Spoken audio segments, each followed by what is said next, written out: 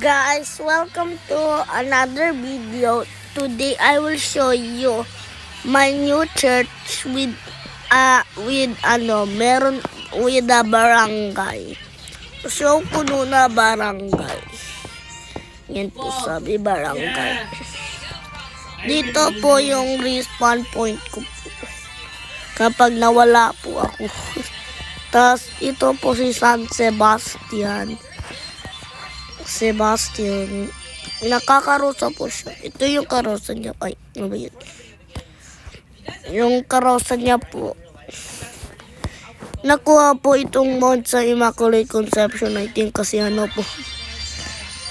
Akit na tayo. Ay, nahulog ulit ako. Ito lang po guys. Okay.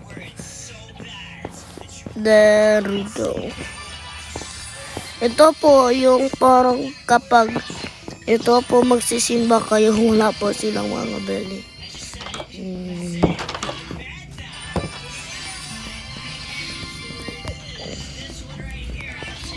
So ito po yung cemetery.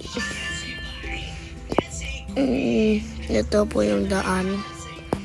Yan po may cross. Tapos dito po yung mga po cross. So, saan pumunta yung mga iba? Wait lang. Lagay ko na.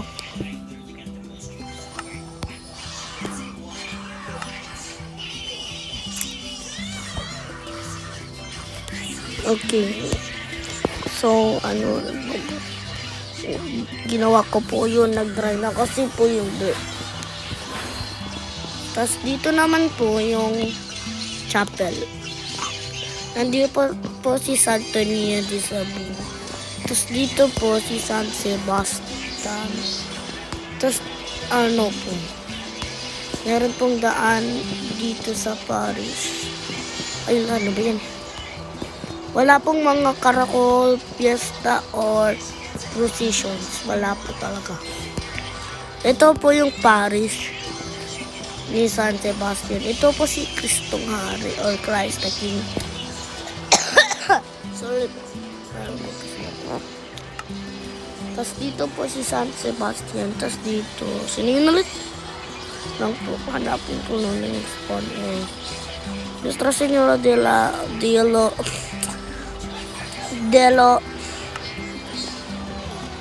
los Decepandros di Marikina po. Okay. Tapos, po. Dito ko talaga na-film yung procession ko po na isa na check na po guys kasi nawala ako, hindi ko na mahanap kung nasan yung barangay ko kasi tinesting ko po yung mga karosa. May bago kasi ang mod na karosa. So yan, sige, bye-bye na. Ay, may po akong kalimutan na sabihin, please like and subscribe po kasi hardworking po ako. I'm trying to reach 10 million subs po. I hope you enjoy this video and I hope you have a good life. Bye-bye.